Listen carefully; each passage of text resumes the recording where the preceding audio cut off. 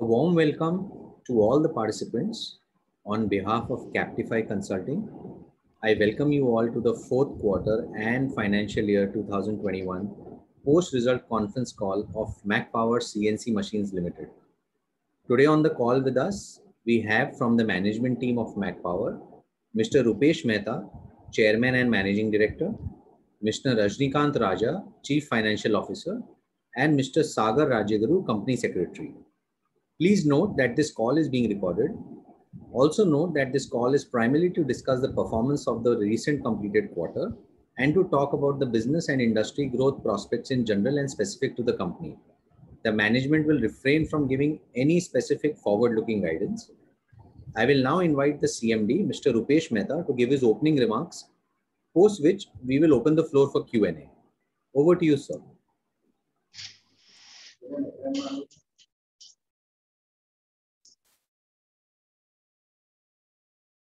Good evening, friends. Hope you and your family are healthy. I am Rupesh Mehta, MD and Chairman, Mac Power CNC Machines Limited, hosting this meeting with my team. I would like to give you some brief about business of machine tools. First of all, what is machines? CNC machines. CNC machines, I think, is normally used for all kind of the manufacturing segments like aerospace, agriculture, automobile, defense, everywhere machines is required. Previously, all the manufacturing segment was dependent on a conventional method, but last 2 to 3 decades, India developed the computerized numeric controlled machines, which is used for, as I told you, for all kind of the manufacturing industry. So that's why government used this word that machine tools is a backbone of manufacturing. The machine tools in this last 25 years. I have some figure about machine tools industry's production and consumption. This data is got from the Indian Machine Tools Association website. So totally our consumption of machine tools in 2018-19 was 23,500 crore. And India is producing 11,500 crore. 13,000 crore still we are importing. This figure is very good compared to Ministry of Heavy Industries and Indian Machine Tools because a few years back we are importing almost 75 to 78% and we are manufacturing only a few percentage in India. But last 8 to 10 years, India developed lots of iron machines and they increased their production capacity also. This industry's overall growth in the last decade approximately is 25% CAGR. So this industry is fastest growing industries, and there are few players in this machine tools building, CNC machine tools manufacturing. Less than you can say 1 digit people, less than 1 digit people, but more than 7 to 8 people are manufacturing a 90%. And Mac Power stand in this top 5 category. Previously, our production capacity was only 600 machines, and now after this capex, our capacity is increased by 1,000 to 1,200 machines. We have a wide range of the product basket. All the segments we are covering, like aerospace, defense, automobiles, surgical equipments. And I'm happy to announce that we are keeping your company a debt-free company, which is always our motto.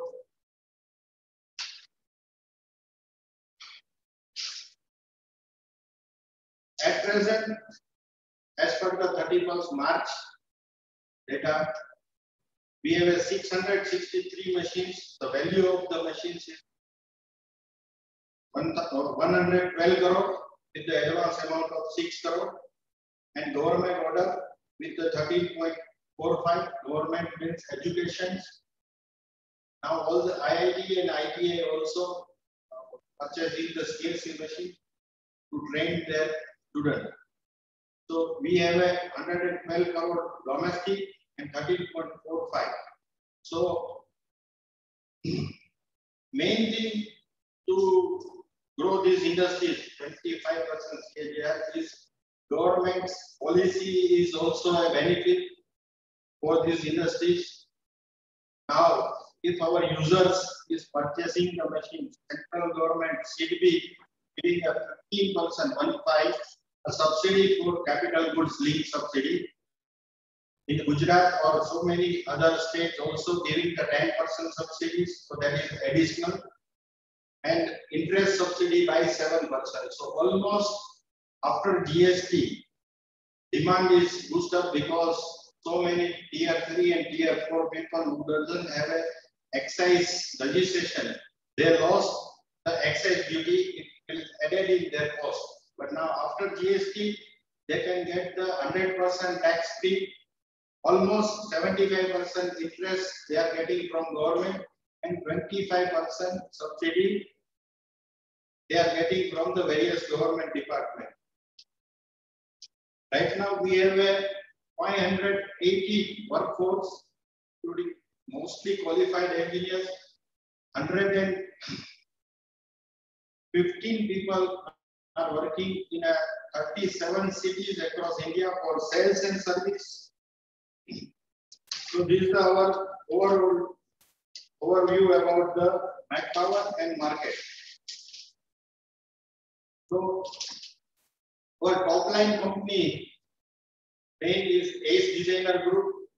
They crossed 2,000 crore in this year.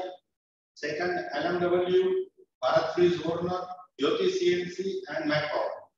So mainly 9 companies are capturing 90% market. What is the difference between this company, all 4 companies, and MacPower? We have all the product range which took too much time to develop in the R&D department. So we have all the product basket. We have each and every area, we have our distribution network, our team for sales and service. So still there is a lots of gap. Like still almost 50+ percentage machines are coming from other countries, which India is not producing. So as I mentioned in my speech, that we are creating the new group Nexa, where we will focus the higher end machine like HMC and VTL. All these 4 competitors develop this machine also, but they are not focusing because domestic market is a huge market. Right now, delivery time is 2 months to 6 months, depends on the models. So everybody is struggling for the deliveries. So main challenge is to deliver the machine on time. And this industry is required lots of engineering, technology backgrounds. So that's why there is an entry barrier. A few players are in this field because of this highly technical skill required to manufacture this kind of the machine. We have a robotic automation and industrial 4.0 also, which is upcoming market for this segment where there is no human touch. We already supplied a few machines, CNC machine along with the robotic automation. So that is the future product also in our baskets. So challenge is to fulfill the demand is a component. We have so many variants, like more than 100 different kind of the models and segments, vertical legs, HMC, DMC, vertical machining center, which used for the die and wall sector, and turning machines and tunnel center. So there are so many segments and they have a different kind of the models also. So we have to maintain the inventory, different kind of the component we have to purchase, we have to produce. Right now we are manufacturing almost 65 to 70% component in-house. So we have to increase the capability of vendors and in-house for the future to meet the future demand. We are working on this, and in last quarter, if you just seen that we almost utilize our 70 to 75% capacity in December, January, February, and March quarter. So in future, we are thinking for the further expansion to build to meet this demand. Normally, the advance cycle and payment cycle is 100%. They have to give the payment. After that, they can receive the machine only. And with advance, only we book the orders. And this order is the pending orders only. But every month, our orders book is 10% to 20% plus. Whatever the machine we delivered, our 36 cities employee book the machine every day, every week, and every month. So every month we have a backlog of 10 to 20%. Till date, we are focusing on tier 3 and tier 4 clients who require the 1 or 2 or 3 machines. But tier 1 and tier 2 who require the 50 to 100 machine in a bulk, we are not able to deliver the bulk in this condition. Once we will not increase the production and production capacity. So in future, we can capture this market also, tier 1 and tier 2, and we are working on this. I would like Mr. Vinay, if anybody have any questions, we can start question and answer. It will be more better to understand this business. Sure, sir. Sure. So I would request all participants, whoever wish to ask a question, can use the option of raise hand next to your name. And sir, would it be possible for you to bring the mic closer to you to allow them to listen a bit more closer? Thank you, sir. We'll take the first question from Shriram Rajaram. You may go ahead, Shriram. Thanks, Vinay. So I have a couple of questions, sir. One is, if I look at your, the applications of the CNC, it goes into general engineering, auto, and other sectors. So it would be helpful if you could give a order book breakup of these 4 sectors which you cater to. First of all, there are so many. I think nobody have this kind of data where they are utilizing this machine. Normally, suppose we have one office in Jaipur, but we know that this Jaipur market is mainly for the bearing, NBC. They are working for the NBC bearings. So we assume, but exactly we cannot, I think, we cannot know that where they will use this kind of the machine. Mumbai is for the die and mold. So once they are buying the VMC machine, we can assume that they will use for the die and mold sector. But we don't have a, because there are so many applications, general engineering, pumps, valve, bearing, aerospace, aeronautic components, sometimes gas burners. We also surprised what kind of the component they are manufacturing with these machines. So yes, we can distribute this segment in turning machines order, vertical machining order, HMCs order, but the applications is very difficult. And second thing is government order. In government order, if it is in an education sector, for it is for the training, it is for defense, then it is for the manufacturing of defense component, and it is from the aerospace, then they will use for the aerospace component. Okay, sir, you mentioned Mumbai is for which? I couldn't hear you properly. Exactly, Mumbai का जो है iron mold के लिए iron mold. Okay, iron. Okay. Iron molds, वहाँ पे plastics की dies बनती है. तो मुंबई की कोई VMC सप्लाई होती है तो वो डायन मोल्ड सेक्टर में ही ज्यादा जाती है. उनकी फीचर से भी हमें पता चलता है कि उनको थोड़ा हायर एंड कंट्रोल्स चाहिए फिनिशिंग के लिए. तो उससे भी हमें पता चलता है कि ये मशीन से वो डायन मोल्ड सेक्टर में जा रही है. Okay, sir, then how many distributors do you have across the country? If you can give some idea? Because I believe you're now selling through distributors, right? We have our 90% business we are getting through our paid employees. Five distributors we have where we are getting only 10 to 15%, not more than that. But where the distributor is very strong, the billing cycle is directly with the company. They are providing only service and sales with the overhead commission. But the ratio is very less, 10 to 15%. Other business we are doing directly with our employee, 115 sales and service employee. Okay. So you mentioned that the new product called Nexa, so which is substituting HMC and VTL. So if you could explain what is HMC, VTL, and what is this Nexa about, it will be very helpful. Generally, my team, 150 people who are dealing with the turning machines and VMC, they are trained and they are very much comfortable to sell this kind of machines, turning and VMC machines. But iron is like market is also a niche market and VTL machines. So they cannot focus every day. They have to meet 5 to 6 customers, and mostly or every alternate day they are booking one machine. So they are very much busy with the turning machines and vertical machines market because they have to visit the customer's place once machine is unloaded.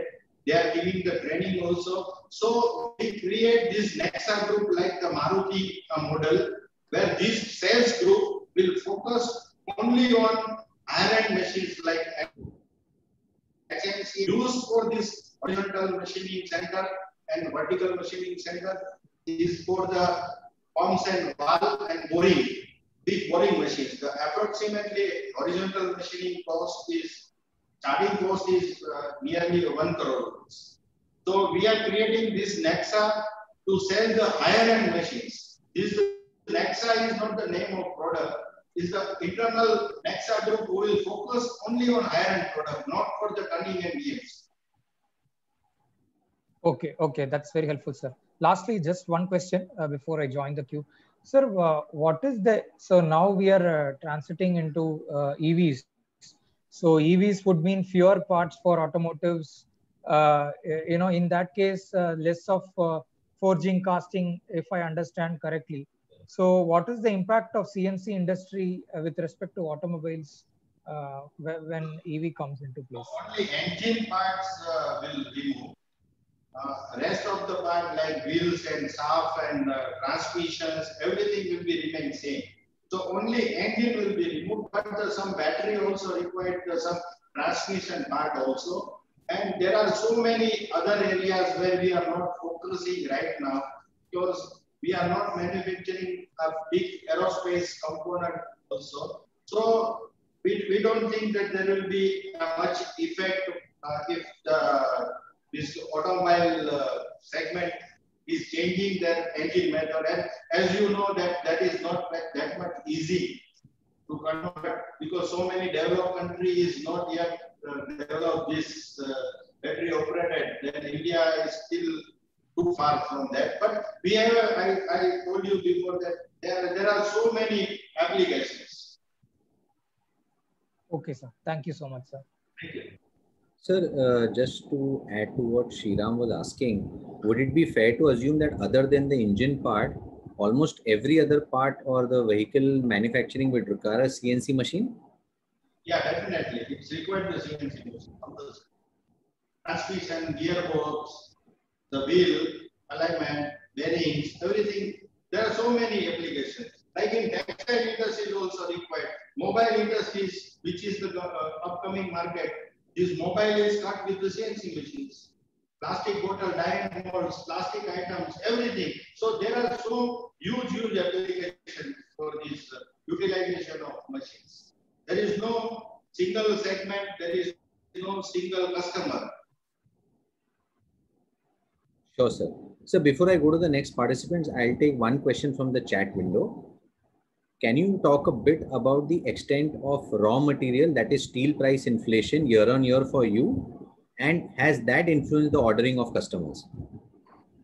exactly we are getting the order with the advance with the terms and condition, price can be the change. But normally we have a 3 to 4 month inventory cycles because processing of the component is take a long period, and we have our pending orders with our suppliers. So there is no much more effect with the existing pending order, but yes, in future it will affect. So all the machine tools builder increase their price and manpower also increase their price according to the raw material price and overhead price. So we also change the price on time to time. Last we changed the price on January. Again we are changing from tomorrow. Okay, sir. We'll take the next question from Agastya Dave. Agastya, you can go ahead. Thank you very much, Vinay bhai. Thank you, sir. Mehta sir, मेरे पास काफी questions हैं, so I'll go one by one. Sir, first is sir, ये sir हमने कितनी number of machines की? Year 21 में and फिर quarter 4 में? Sorry, Agastya, what's the question? Number of machines that they have sold. Number of machines exactly I will come back to you. They are checking. हम लोग एक progressive का next question ले जाते हैं, ये लोग चेक कर ले. Sure. 50 करोड़ का वो मंथ में वो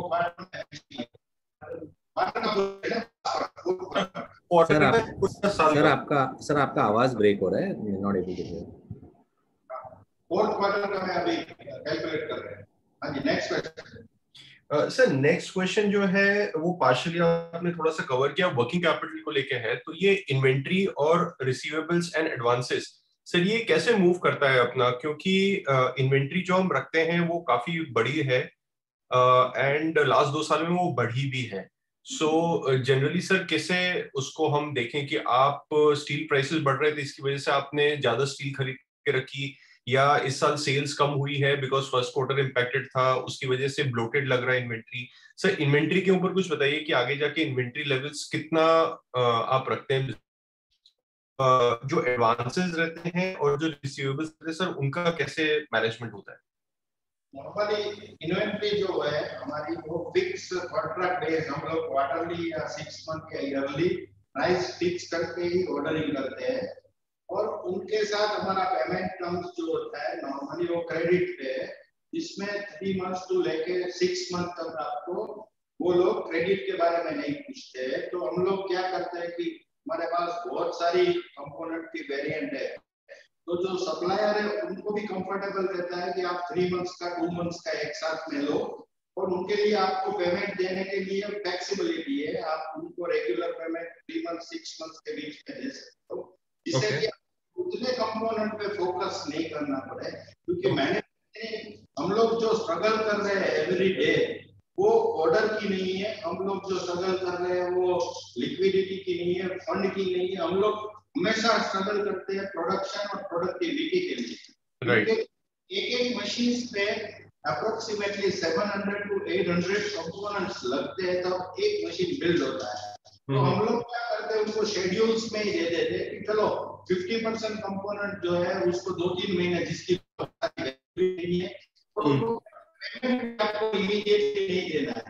तो हम लोग को इन्वेंटरी इसलिए रखते हैं क्योंकि हमें प्रोडक्शन को गियर अप करना है, और कुछ हद तक हम लोग वही जो ये प्रोडक्शन जंप कर पाते हैं उसका रीजन हमारे पास पड़ी हुई इन्वेंटरी भी है. क्योंकि आप फोरकास्ट इतना नहीं कर सकते हो कि आपको GX 100 मॉडल जो है वो बेरिंग में यूज होता है, वो 10 भी आ सकता है, वो 40 भी आ सकता है. डायमंड सेक्टर से आपको 50 मशीन भी आ सकता है. तो आपका अनसर्टेनिटी ऑफ मॉडल्स का जो बुकिंग होता है उसमें इन्वेंट्री आपको वो रियलाइजेशन बिलिंग साइकिल पे कर सकते. इसलिए इन्वेंट्री जो है वो हमारे लिए प्रोडक्शन बढ़ाना इसलिए गोल्ड में मानता हूँ, कच्चा गोल्ड ही है. क्योंकि उसका पेमेंट तो आपको करना नहीं है, आपको जिस हिसाब से बिलिंग होता है वही हिसाब से ही आप लोग, क्योंकि आपके सप्लायर को वॉल्यूम चाहिए जिससे कि हम लॉजिस्टिक कॉस्ट भी बचा पाते हैं.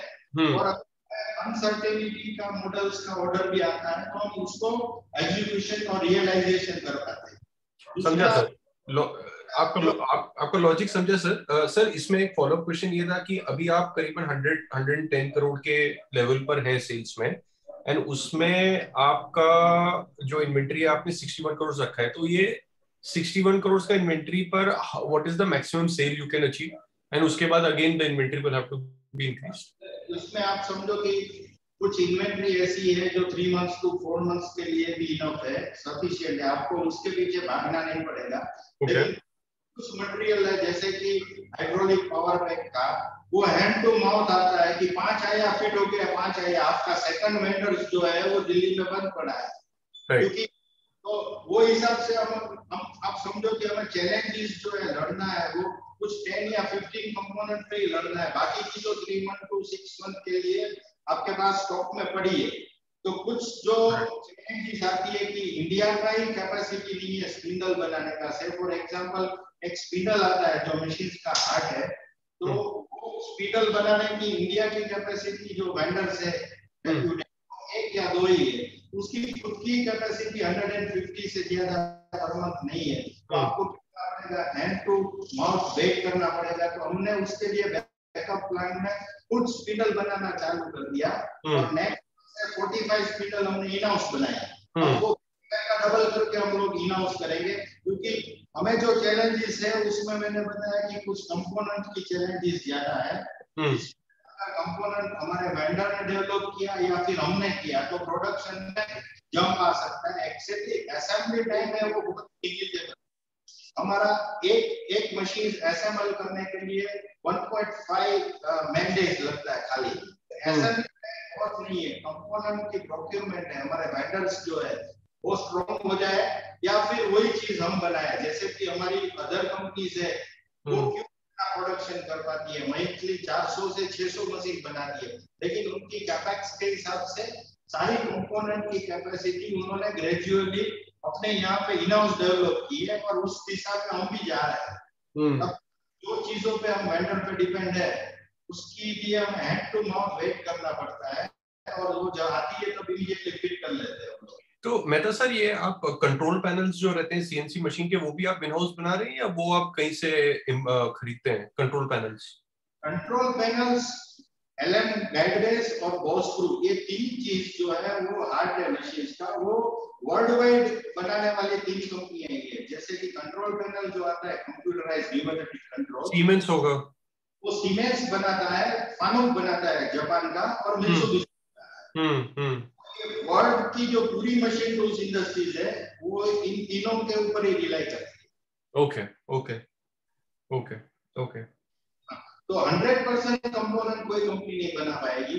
इसमें एलएम गाइडवेज जो है वो ताइवान से और जापान से आता है, बॉस ग्रुप भी वहां से ही आता है। उसमें वर्ल्ड की लार्जेस्ट कंपनी है वो बनाती है 3 कंपोनेंट, और सारी वर्ल्ड की मशीनों में यही एलएम और यही बॉस ग्रुप और यही कंट्रोल लगता है।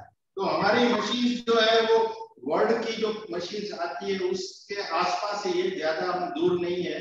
और एक सर्वे के हिसाब से तो हमारी मशीनों की रिलायबिलिटी जो इंडियन मशीन से 500 मशीन पे सर्वे किया, उसमें Indian machine more better than imported machines, और उनको कंपोनेंट की सर्विस और उनके बाद उनको जो ब्रेकडाउन है वो और उनकी कॉस्ट, तो इस एरिया में ये जो इंपोर्ट हो रहा है वो प्रोडक्ट्स जो डेवलप करते जाएंगे, वैसे भी कर रहे हैं, सभी कर रहे हैं, हम भी कर रहे हैं।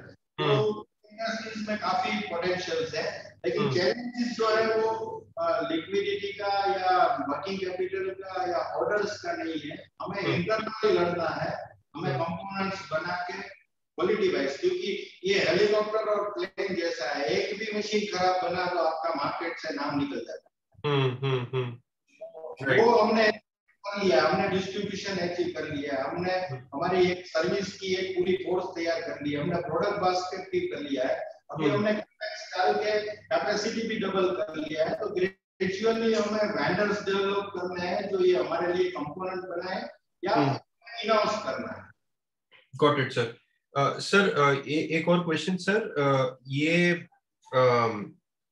जो हम अभी नेक्सा आपने जो एक्सप्लेन किया हाई एंड मशीन्स में भी जा रहे हैं, तो गोइंग फॉरवर्ड सर अपना रियलाइजेशन पर मशीन और मार्जिन्स का ट्रेजेक्टरी क्या रहेगा? सर ये मैं इसलिए पूछ रहा हूँ क्योंकि 3-4 चीजें एक साथ हो रही है कंपनी में, राइट? एक, आप बैकवर्ड इंटीग्रेशन कर रहे हैं, ज्यादा से ज्यादा कंपोनेंट इन हाउस बना रहे हैं। दूसरा, आपका कैपेसिटी एक्सपेंशन हो चुका है एंड अब यूटिलाइजेशन बढ़ रहा है, तो उसकी वजह से ऑपरेटिंग लेवरेज भी आएगा। और तीसरा जो है, आप बेटर मशीन्स भी बना रहे हैं, हाई एंड मशीन बना रहे हैं, तो रियलाइजेशन एंड मार्जिन उसकी वजह से भी बढ़ेगा।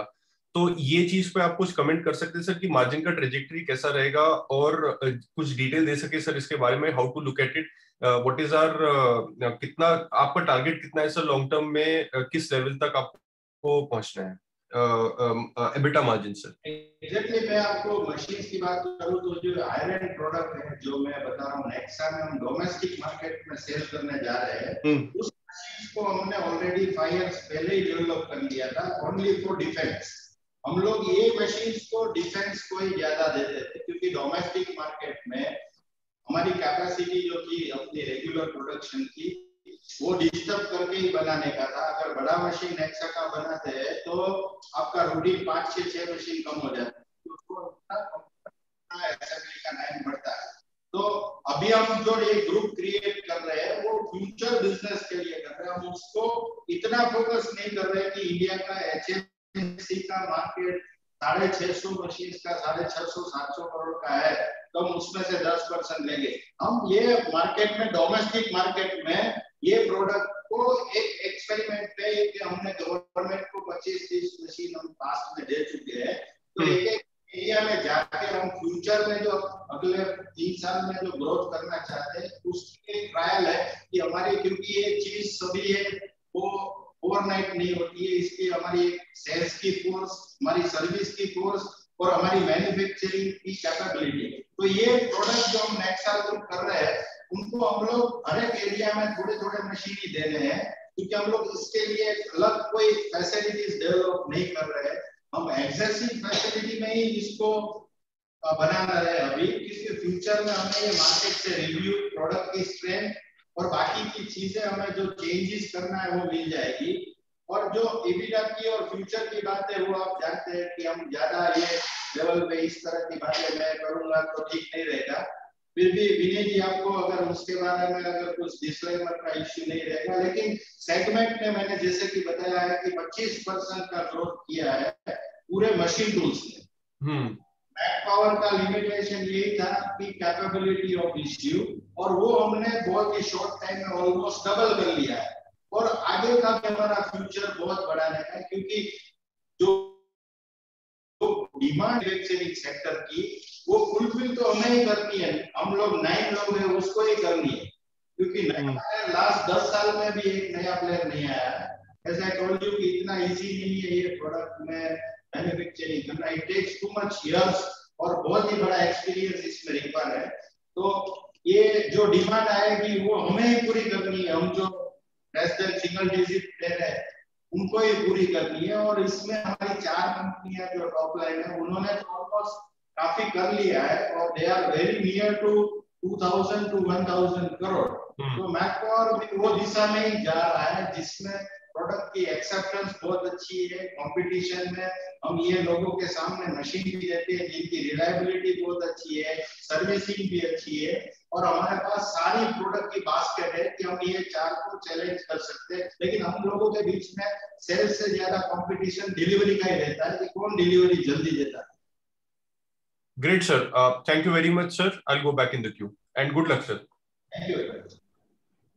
Sir, मेरे पास chat पे एक question आया है. I would like to ask you. How has the average realization per machine moved in the last 2 years, excluding the raw material price inflation? And if you can also talk about how will this change in the next 3 years? Exactly. अभी हमारा जो हमने किया था तो 16 to 17 lakh का average pricing आया था।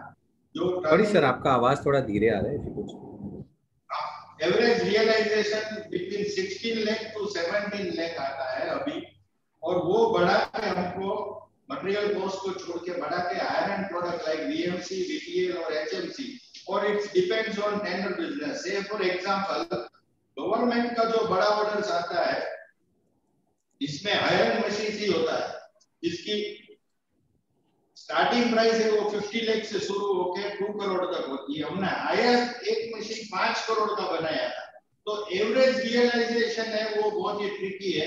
अगर आप बहुत बड़ा मशीन बनाते हो तो आपका 10 मशीन छोटा कम हो जाएगा। हमने एक HMC बनाया था गवर्नमेंट के लिए, वो T90 टैंक का जो बैरल्स है वो बनाने का, तो वो 5.25 करोड़ का टेंडर था। तो वो हिसाब से अगर हम पकड़े तो 16 to 17 लाख आ रहा है अभी। वो हम लोग हायर एंड प्रोडक्ट को फोकस करके उनको रियलाइजेशन को बढ़ाएंगे और रियलाइजेशन प्रोडक्शन को भी बढ़ाना है कि जो डिमांड है उसको ही बनाओ। नई डिमांड को हम लोग एक फ्यूचरिस्टिक बिजनेस के तौर पे ही हम लोग अभी नेक्सा जो है वो हमारा अभी R&D स्टेज पे जा रहा है कि हर एक एरिया में एक एक दो मशीन दो, जिससे कि हमारी सेल्स एंड सर्विस की और मैन्युफैक्चरिंग की, फिर उसके ऊपर हम फोकस करके हमारे जो बाकी के प्लेयर ने अलग डिवीजन किया है। जैसे कि हमने अभी एक 2 डिवीजन किया है, एक टर्निंग मशीन का डिवीजन है और एक PMC का डिवीजन है, जहाँ पे पूरी टीम स्टार्ट टू लेके एंड प्लानिंग से लेके प्रोडक्शन के लेके क्वालिटी से लेके डिजाइनिंग से लेके कंपोनेंट मैन्युफैक्चरिंग से लेके शीट मेटल से लेके सारा जो वर्टिकल से इन हाउस के अंदर वो अलग है। जो BMC का काम करता है वो सारी टीम BMC का ही करेगी। तो ये फ्यूचर के लिए मैं मानता हूँ कि एवरेज प्राइस जो है वो ट्रिकी है। अगर आपको 5 करोड़ का भी एवरेज प्राइस एक मशीन बहुत बड़ा मिल गया, लेकिन आपका 10 मशीन छोटा कम हो जाएगा। ओके सर, इसी क्वेश्चन को अगर अलग तरीके से पूछूं, अगर आपका एवरेज रियलाइजेशन आज 16 से 17 लाख है, ये 2 साल पहले कितना था? और अगर हम इसमें स्टील प्राइस इन्फ्लेशन को हटाएं तो कितना चेंज हुआ है? 13 लाख 14 लाख से ऊपर कभी हमारा एवरेज प्राइस नहीं आता था 3 इयर्स पहले, क्योंकि हम लोगों को टर्निंग मशीन पे ही फोकस किया था। BMC को हमने एक नेक्सा की तरह ही पहले मार्केट में दिया, थोड़ा थोड़ा करके। अब मार्केट ने एक्सेप्ट किया, क्योंकि ये मशीन जो है वो सारा मशीन है बहुत ही हाईली प्रिसाइज और बहुत ही क्रिटिकल होता है। अगर कस्टमर का रेफरेंस मार्केट में रिव्यूज, उनका कस्टमर का कंपोनेंट ट्रू आउट, ये सब चीज नहीं हुआ तो आप ये मास प्रोडक्शन के तौर पे इसको बाउंस बैक हो जाता है।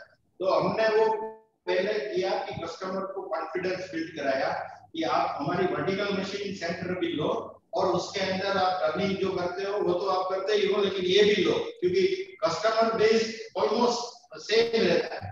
तो उसके बाद हम लोगों का रियलाइजेशन बढ़ा है। ऐसे ही हम लोग हायर एंड मशीन्स के लिए एक मार्केट को पहले सेल्स एंड सर्विस की टीम नहीं बना के डिस्ट्रीब्यूट करेंगे, थोड़ा थोड़ा मैन्युफैक्चर करेंगे, साल का 5 मशीन 10 मशीन डिफेंस को छोड़ के, और फिर हम लोग जब कैपेसिटी और कैपेक्स की बात करते हैं उसमें हम ये नेक्सा प्रोडक्ट के लिए अलग असेंबली लाइन और कंपोनेंट लाइन। सर मुझे कुछ क्वेश्चंस पहले कॉन्फ्रेंस कॉल से पहले चैट पे आए थे। I'll ask those questions on behalf of the investor. What is your machine capacity per annum today? 1000 से 1200 मशीन हम लोग, जैसे कि 365 डेज तो काम नहीं कर सकते, 26 डेज काम होता है, एक दिवस पावर स्टेगरिंग भी रहता है और हमारा गवर्नमेंट हॉलीडेज भी देना पड़ता है। तो ओवरऑल हम लोगों ने 75 to 80% के अंदर 1000 से 1200 मशीन का कैपेसिटी में अभी एज ऑन डेट, जो हम लोग एवरी क्वार्टर टू क्वार्टर बढ़ा रहे हैं। Okay. What is average realization? We have answered, sir. Competitive advantage or entry barriers in the CNC machine business? अगर आप समझो कि कोई भी बिजनेस में डिमांड है तो काफी कंपनीज आ जाती है, तो एक आपके पास जो एसेट्स है, पैटर्न्स है, डिजाइन है, जिसको बनाने के लिए सालों लग जाते हैं। जैसे कि ये भारत स्विस गवर्नर है पानपराग कोठारी ग्रुप, उन्होंने एक मार्केट कंपनी जर्मनी का टेक ओवर करके ये सब चीज जो हम बना रहे हैं, उन्होंने वहां से वो मशीन्स का डिजाइन और कोलैबोरेशन किया और उन्होंने बाद में टेक ओवर किया। अच्छी मशीन्स वर्क्स ने भी सेम 30 इयर्स पहले कोलैबोरेशन किया, वहां से टेक्नोलॉजी सीखा। राजकोट की ज्योति ने फ्रांस का उरोन जो है वो कोलैबोरेशन किया, बाद में टेक ओवर किया। मैक पावर के अंदर कोई कोलैबोरेशन, कोई टेक्नोलॉजी, तो ये टेक्नोलॉजिकल बैरियर्स जो था वो हमने ऑलरेडी पास कर चुके हैं, क्योंकि more than 10,000 machines are working in India. और हमारे पास इन हाउस कैपेसिटी और कैपेबिलिटी है कि हमें कोई कोलैबोरेशन की या कोई चीज बाहर से लाने की जरूरत नहीं पड़ेगी। वो मैक पावर की सबसे बड़ी जो इंजीनियरिंग कंपनी है उसकी टेक्नोलॉजी उनकी स्ट्रेंथ होती है। और उसका हमने एग्जांपल भी दे दिया देश को कि हमने इंडिया का फर्स्ट सीम सीलिंग मशीन जो कोरोना के टाइम पे अप्रैल में हमारी लॉकडाउन थी उस टाइम पे हमारे मुख्यमंत्री ने हमें 4 कंपनी को अलग अलग प्रोजेक्ट्स दिए कि आप चालू करो। हमने अप्रैल में 50 लोगों के साथ इंडिया का फर्स्ट सीम सीलिंग मशीन जो पीपीई किट बनाने के लिए काम आता है वो गवर्नमेंट को और बाकी डोमेस्टिक किया अप्रैल मई के लॉकडाउन के टाइम पे लास्ट ईयर। और उसमें हमें गवर्नमेंट ने काफी अवार्ड्स भी दिया। मुख्यमंत्री ने वीडियो कॉन्फ्रेंसिंग के थ्रू उसका इनॉग्रेशन किया और वो मशीन हमने 7 डेज में डिजाइन एंड मैन्युफैक्चरिंग कर लिया 7 डेज में। तो that is the capability of engineering company. तो वो उसके लिए हमें कोई कोलैबोरेशन की जरूरत नहीं है। और मैंने फास्टेस्ट 1085 मास मेकिंग मशीन्स भी बनाया जो 1 कलाक में 2020 निकालता है और फुल्ली सीएनसी है। और मैकमोर के पास वो स्ट्रेंथ है कि कोई भी टेक्नोलॉजी जो अपडेट्स होती है और जो प्रोडक्ट्स इंडिया में हम नहीं बनाते वो भी हम बना सकते हैं। लेकिन हमारी चैलेंजेस वो नहीं है। हमारी चैलेंजेस जैसे बताया कि प्रोडक्शन ही चैलेंजेस है।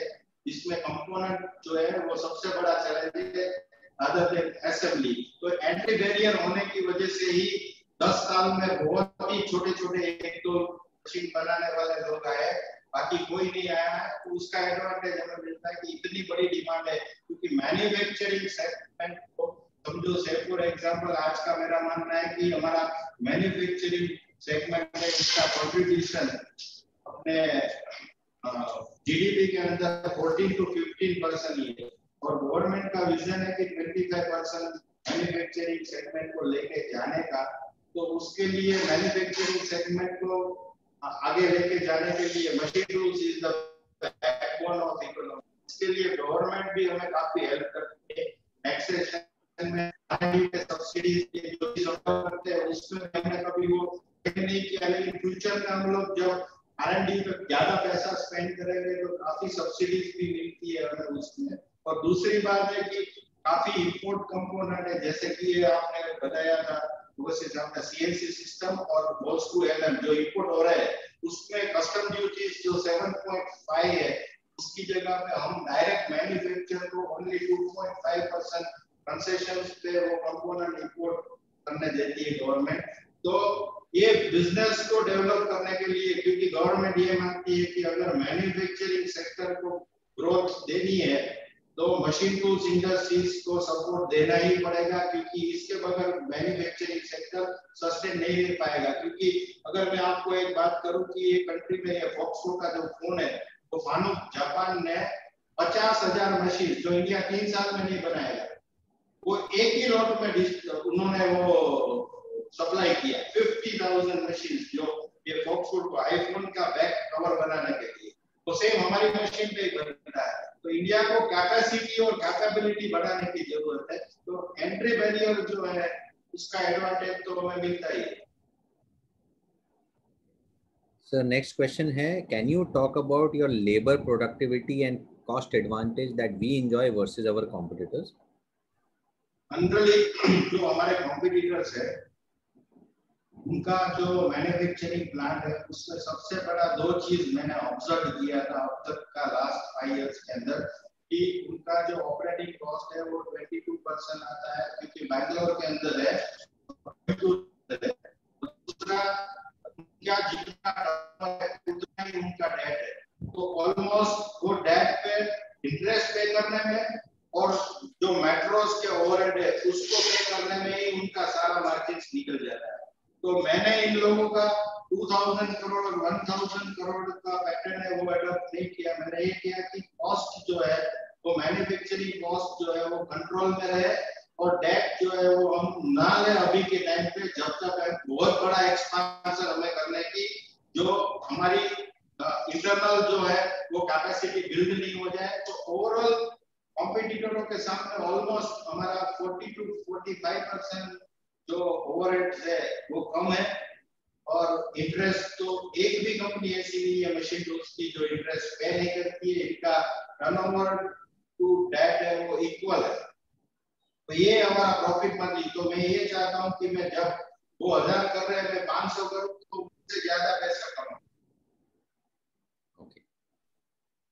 Sir, what's your plan to grow the business over the next 3 to 5 years, and whether we will need any funds to scale up?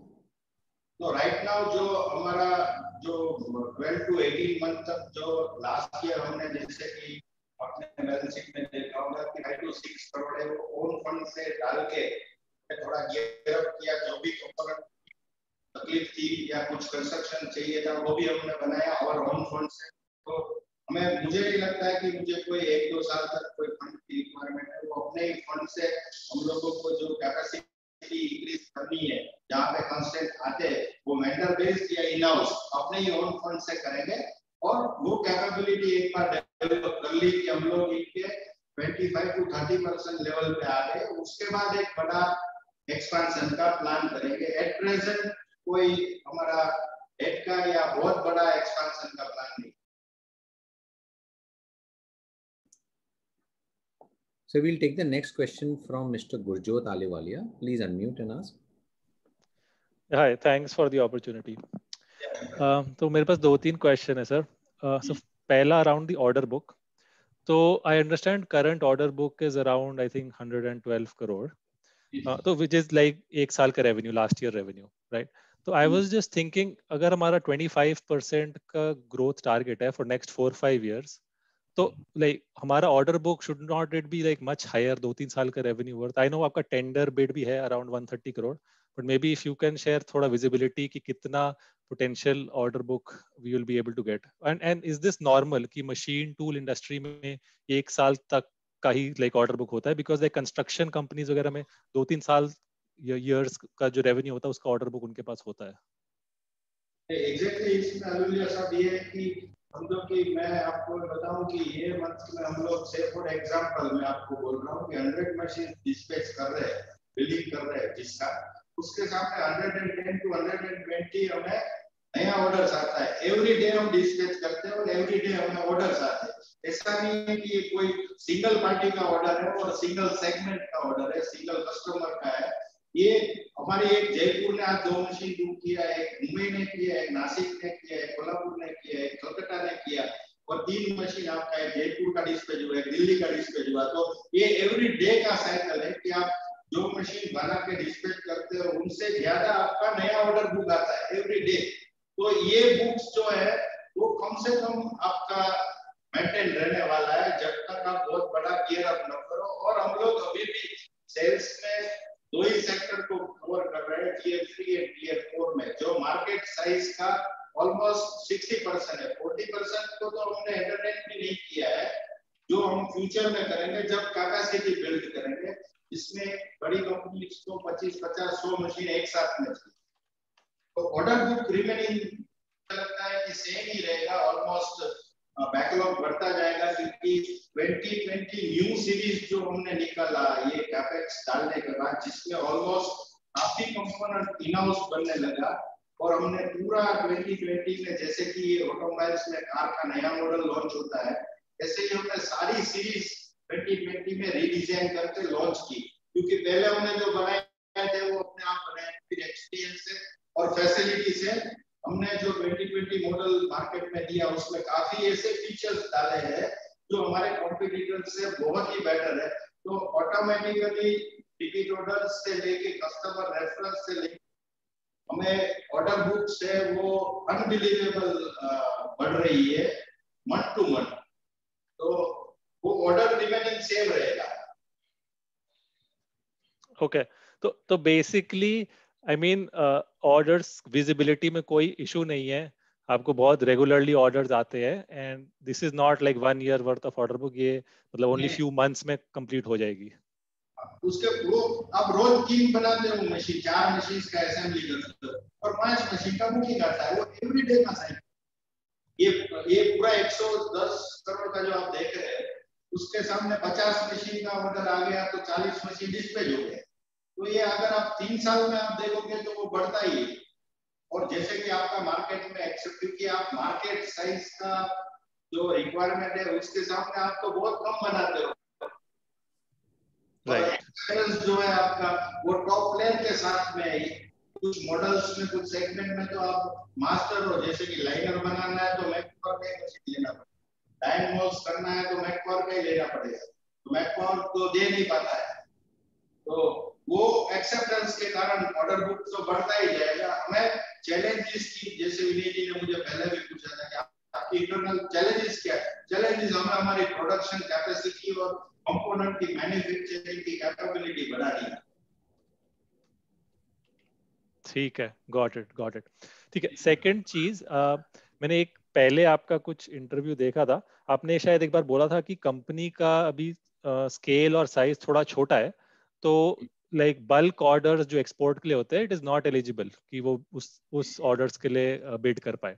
तो ये कितने स्केल के बाद, क्या स्केल है वो, उसके बाद कंपनी एलिजिबल हो जाएगी, और क्या अपॉर्चुनिटी है वो एक्सपोर्ट अपॉर्चुनिटीज, और क्या मैक पावर वो सब अपॉर्चुनिटीज में आएगा, घुसेगा कुछ टाइम बाद?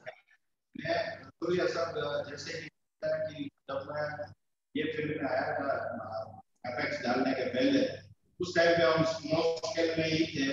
आज की डेट में आप खुश होंगे कि हम लोग अभी गवर्नमेंट के नॉर्म्स के हिसाब से लार्ज स्केल के कंप्लाइंसेस फॉलो कर रहे हैं। हम लोग अभी लार्ज स्केल में आ गए हैं, तो अभी मैक पावर है वो लार्ज स्केल इंडस्ट्रीज कहा जाता है। दूसरा, एक्सपोर्ट के अंदर इसलिए किसी ने भी फोकस नहीं किया है, इसीलिए इंडिया का लेस देन 1% का एक्सपोर्ट है, क्योंकि आपके पास डोमेस्टिक में ही इतनी डिमांड है, जिसको फुलफिल करने के लिए आपको स्ट्रगल करनी पड़ती है। तो एज डिजाइनर जो है 2000 करोड़ किया ये साल में, उन्होंने चाइना में कुछ मशीनें एवरी ईयर 100-150 मशीन बेचा। लेकिन अगर आपको एक्सपोर्ट करना है लोलिया साहब, तो आपको एक बहुत ही बड़ा टेक्निकल वर्टिकल्स क्रिएट करना पड़ता है, उनकी पावर कंडीशंस और वहां के मैन्युफैक्चरिंग इंडस्ट्रीज की नीड जो है वो समझ के आपको एक बहुत बड़ा एक अलग सेटअप करना पड़ेगा, तभी आप एक्सपोर्ट कर पाओगे। जैसे कि वर्ल्ड के टॉप प्लेयर जो है वो एक्सपोर्ट पे ही जीते हैं। इसमें आता है, सबसे बड़ा नाम आता है डेकल एंड माहो, जर्मनी और जापान ने मिलकर एक जॉइंट वेंचर बनाया है। फिर आता है वहां पे आस्क ऑटोमेशन यूएस का। ये सबका अगर आप ओडिशा की मजाक, अगर आप लोग उनका टर्नओवर देखेंगे तो कुछ छोटे कंट्री की जीडीपी जितना है। तो एक्सपोर्ट मार्केट है वो इंडियन मशीन टूल्स बिल्डर के लिए पूरा खुला ही पड़ा है। हमें इंडिया का जो चैलेंजेस है सभी मैन्युफैक्चरर्स के लिए, वो प्रोडक्ट की एक्सेप्टेंस नहीं है, उनको प्रोडक्शन और प्रोडक्टिविटी ही बढ़ानी है। ये सबसे बड़ी चैलेंज सभी लोगों के लिए। तो एक्सपोर्ट पे तो हम लोग जो करते हैं वो किया है, यूएस में किया है, यूके में किया है, जर्मनी में किया है, टर्की में किया है, थाईलैंड में किया है, लेकिन वो सब जो है वो वेबसाइट थ्रू हमें आके ऑर्डर देके गए, हमने कोई एफर्ट नहीं किया है। तो पूरी मशीन इंडस्ट्रीज है वो कोई ज्यादा एफर्ट नहीं कर रही है एक्सपोर्ट पे, क्योंकि उनकी रियलाइजेशन के सामने उनकी कैपेसिटी जो है डोमेस्टिक, और वो एक अलग उनको थोड़ा डिवीजन जैसा बनाना पड़ेगा।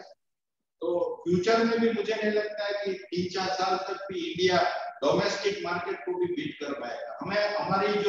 हमें गवर्नमेंट ने चैलेंज दी थी 2010 में कि 75% इंपोर्ट हो रहा है, उसको आप कम करो। हम लोग उस पे ही करके अभी काफी प्रोडक्टिविटी और प्रोडक्शन बढ़ाया है। तो फ्यूचर में हमारी यही है कि हम जो इंपोर्ट हो रहा है उसको रोके और हम डेवलप करें ये सारी चीज। ठीक है, गॉट इट। एंड एक लास्ट चीज थी डिविडेंड के ऊपर। सो कंपनी के कोई पॉलिसी है अराउंड डिविडेंड, क्योंकि 2 साल कंपनी ने डिविडेंड पे किया 2018-2019 में, और पिछले 2 साल में डिविडेंड नहीं पे किया। लाइक पिछले साल तो कोविड के कारण, मतलब इमेजिन कर सकते हैं बिजनेस सिचुएशन बहुत खराब थी, बट इस साल मैं सोच रहा था शायद कंपनी डिविडेंड देगी। तो क्या पॉलिसी है डिविडेंड के ऊपर? 2 साल जो डिविडेंड दिया उसमें मैंने कंपनी को बड़ा करने के लिए खुद ने डिविडेंड नहीं लिया, क्योंकि मेजर स्टेक मेरा ही है 70 आसपास का। तो ये साल भी ये रिकमेंडेशन था कि मुझे देना पड़ेगा बहुत ही छोटा अमाउंट, लेकिन हमें अगर जो ग्रो करना है, आगे का फ्यूचर बनाना है, तो हमको जो बैकवर्ड के लिए फंड की रिक्वायरमेंट है, तो हम लोग ये साल डिविडेंड ना देते हुए नेक्स्ट फाइनेंशियल ईयर में हम लोग डेफिनेटली एक डिविडेंड पॉलिसी बनाएंगे और फ्यूचर के लिए उसका लॉन्ग टर्म इम्प्लीमेंटेशन। ओके, तो बेसिकली आप डिविडेंड पॉलिसी शायद इस साल क्रिएट करेंगे और फिर अगले साल से देंगे। ये साल का जो रिजल्ट देख के हम लोग एक पॉलिसी भी डिसाइड और हम लोग आगे का फ्यूचर के लिए एक रेगुलर बेस पे इनको मेंटेन भी करें। ठीक है, thank you so much, all the best sir. Thank you sir. Sir, one question which is an extension of what Gurjot asked you initially. What is the order book execution cycle typically for your products and for customized machines? देखो, customised machines के लिए तो उनको advance normally ordering कैसे होता है कि उन्होंने हमें मिनिमम कैटलॉग प्रोडक्ट है, जैसे कि स्टैंडर्ड मॉडल है हमारा DX 300 है, जो हम लोग समझो कि 25 मशीन बनाते हैं, 25% एक ही मॉडल निकलता है, तो उसके लिए token amount 1 lakh rupees is enough. उसमें फर्स्ट कम फर्स्ट, आपको मशीन चाहिए, डिलीवरी चाहिए तो पैसा डाल दो, क्यों में जिसका वो कैटलॉग प्रोडक्ट है वो किसी को भी चलेगा। जो 25 मशीन बनता है उसके सामने 100 मशीन का बुकिंग होता है, तो उसमें हम लोग डिलीवरी में उनको बोलते हैं कि आपको 2 मंथ्स लगेंगे, 3 मंथ्स लगेंगे, लेकिन अगर 2 मंथ्स जिसको बोला था उसका पेमेंट नहीं आया है और 1 मंथ वाले का आ गया, तो फर्स्ट कम फर्स्ट, क्योंकि वो every alternate day 2 machine 3 machine बनता है। लेकिन अगर कस्टमाइज्ड मशीन से इसमें उनके सिवा किसी को नहीं चलेगा, तो मिनिमम 25 to 50% उनको एडवांस देना पड़ेगा। नहीं सर, ये मशीन बनाने को कितना दिन लगता है? ये स्टार्ट टू एंड एवरेज हमारा जो साइकिल है स्टार्ट टू एंड, अगर हम जो बोलते हैं every 4th day 5th day में आपका एक टर्निंग 4th डे में और एक VMC वो 5th डे में असेंबल हो जाता है। Okay. Sir, I have some more questions on the chat. ये ऐसे मैन्युफैक्चरिंग नहीं होता है जी, एक समझो कि प्रोसेस है, 12 प्रोसेस को डिफाइन किया हमने, 12 प्रोसेस को, तो 1 प्रोसेस के लिए 5 लोगों की टीम होती है, 5 मशीन को 1 प्रोसेस, कोई एक काम एक ही टीम करेगी। समझो बॉल स्क्रूज लगाने वाली टीम है, वो 5 मशीन्स की 5 टीम है, 5 मशीन्स का असेंबली हो रहा है, तो वो बॉल स्क्रू ही लगाएगा। उसके बाद एलएम लगाने वाली टीम में वो एलएम ही लगाएगी, वो मोटर्स लगाने वाली टीम में वो मोटर्स ही लगाएगी। ऐसे वो 5-5 का सेट होता है एवरीडे। Okay. कोई एक आदमी पूरा मशीन असेंबल नहीं करता है स्टार्ट टू एंड। सर, एक क्वेश्चन जो चैट पर आया है, are metal cutting tool companies like Sandvik and Kennametal suppliers to Mac Power? Yes, they are our supplier, they are supplying toolings जो आता है मशीन्स के अंदर, हमारा जो चलाने के लिए टूलिंग्स लगता है, ये they are manufacturer of this kind of toolings. वो हमारी कंपोनेंट मैन्युफैक्चरिंग की जो मशीनें हैं जिसमें हम कंपोनेंट बनाते हैं, उसकी कंज्यूमेबल है ये। Sir, another question which I have received from one of the participants is, what's your view on the market share for Mac Power? How has it been over the last 2 years and what's your aspiration for the next 3 to 4 years? Market का जो growth है वो तो आपको मैंने जैसे बताया, market की जो डिमांड है वो तो इतनी बढ़ती जा रही है, और दूसरा ये कि नेक्स्ट जो प्रोडक्ट नहीं बनती है वो भी सभी लोग बना रहे हैं, तो उसका अगर हम परसेंटेज की अगर आप बात करेंगे तो मैं ये मानता हूँ कि सेगमेंट ग्रोथ कर रहा है, उससे ज्यादा मुझे मार्केट शेयर मिलना चाहिए। What is the market share for machines that Mac Power makes? बहुत कम है ओवरऑल। अगर हम बात करें कि ये जो मशीन है टर्निंग मशीन और VMC की मशीन्स की प्रोडक्शन हुई है अप्रोक्सीमेटली 20 to 20,000 मशीन हुआ है लास्ट ईयर में, तो उसके सामने हमने अभी तक 6 to 7% market share he achieve किया है। Still we have too much room. Okay, sir.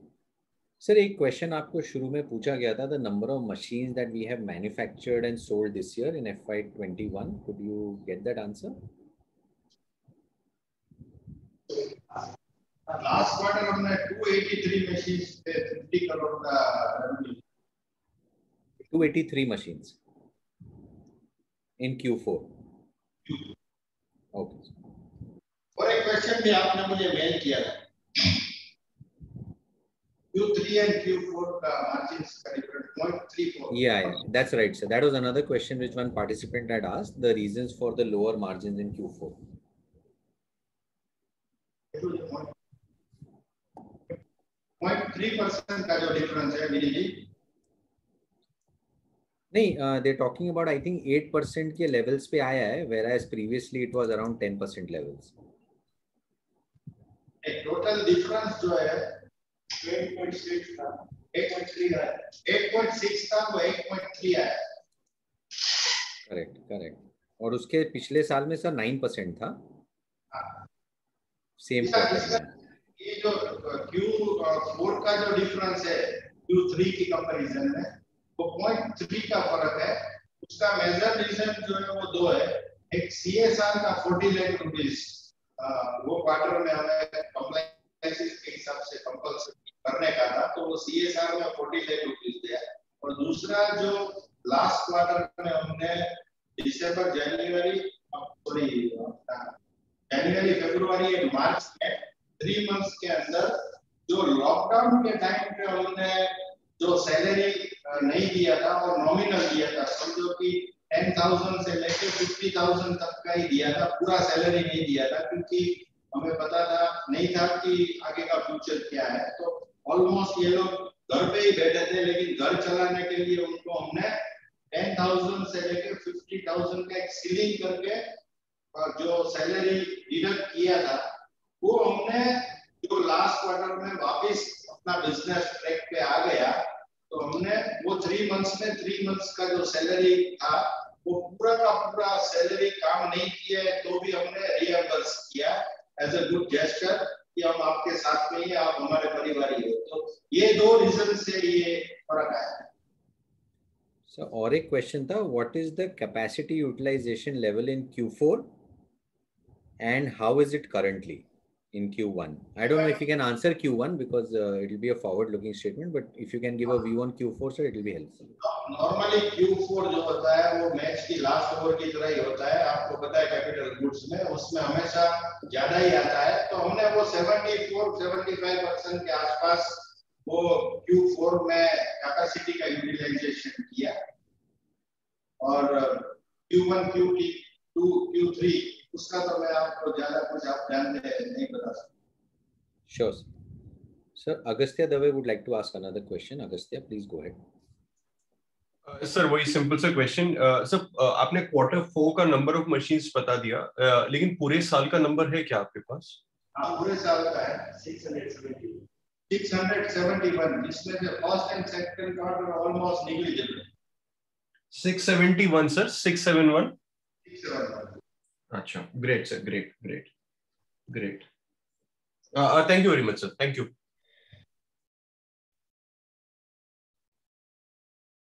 Participants, if you would like to ask any more questions, please raise your hand.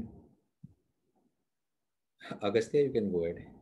Sir एक क्वेश्चन पूछना भूल गया, ये जो सेकेंड वेव कोरोना आया है उसमें उसके बाद से अभी ऑर्डर्स वापस आने स्टार्ट हो गए, रिकवरी कैसी लग रही है आपको? बैक ऑन ट्रैक है सर?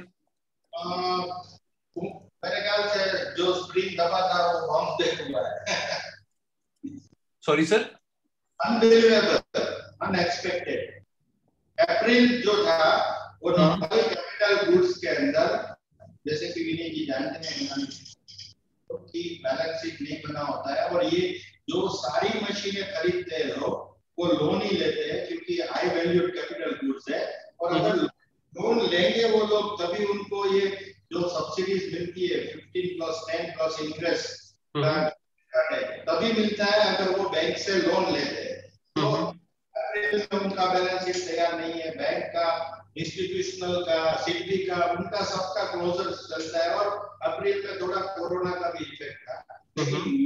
कोविड के बाद से और जून के बाद से मेरे ख्याल से इंडिया का जो मशीन टूल्स का बुकिंग का और बिलिंग का जो ग्रोथ हुआ है वो मेरे ख्याल से काफी सालों का रिकॉर्ड है। Oh, excellent, sir. Excellent, sir. So, abhi June, July is almost back to normal, sir. Actually, better than normal. हो गया। Perfect, sir. Perfect. Thank you very much, sir. Thank you for your time, sir. Thanks, Agastya. Since there are no further questions, sir, Rupesh ji, would you like to give a closing comment? So, I would like to thank you very much to everyone, especially our IR partners, Vinay, to arranging a beautiful conference and काफी questions भी healthy थे। मुझे ये segment में बोलते हुए बहुत अच्छा लगता है क्योंकि मैं इंडियन मशीन टूल्स का बहुत साल डायरेक्टर भी रह चुका हूँ और गुजरात के मशीन टूल्स इंडस्ट्रीज का प्रेसिडेंट भी रह चुका हूँ और मैं CII फिक्की और गवर्नमेंट की कैपिटल गुड्स सब्सिडी का भी मेंबर रह चुका हूं। तो ये सेगमेंट को मैंने 25 साल का मेरा एक्सपीरियंस में बहुत ही, तो आज का जो क्वेश्चन था वो बहुत ही रिलेवेंट और मैन्युफैक्चरिंग और मेरी जो बिजनेस है उसके रिलेटेड बहुत ही अच्छा रहा मुझे भी एक्सप्लेन करने में, क्योंकि कुछ चीजें हैं मैं मैन्युफैक्चरिंग का आदमी हूँ, मुझे वो फाइनेंस का इतना जो आप क्वेश्चंस करते हैं, तो आज की डेट में मेरे लिए ये इंटरेस्टिंग सेशन भी था कि मैं आपको ज्यादा इंफॉर्मेटिव दे पाऊं और इन फ्यूचर भी अगर किसी को मुझे कोई ये इसमें से कोई मैन्युफैक्चरिंग रिलेटेड क्वेश्चन रहेगा तो आई विल